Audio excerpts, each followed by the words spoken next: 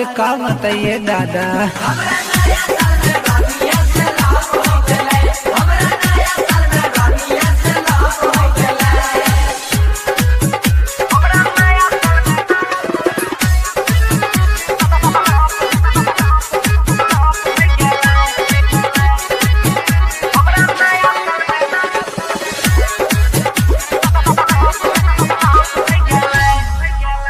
अरे मिला बेटा भोल देवे हैप्पी न्यू ईयर।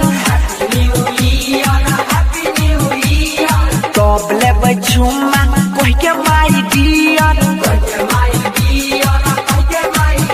अरे मिला बेटा भोल देवे हैप्पी न्यू ईयर। तब लेवे झुम्मा कोई के माई डियर।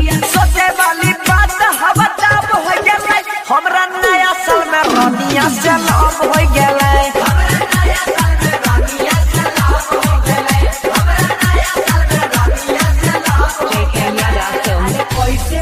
मुखिया जी के भूसौली में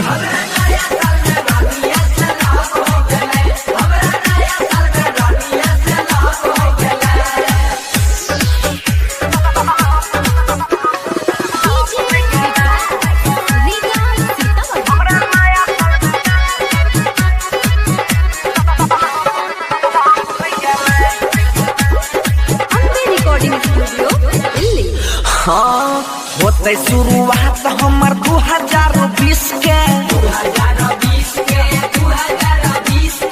आई लव यू भोल देवे दुनू गाल मिस के।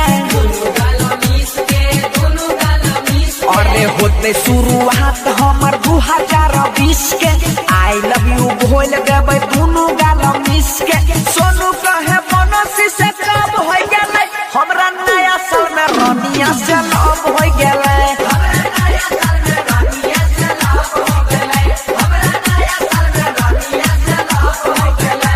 अरे मार मुधल के का बोलत है रे।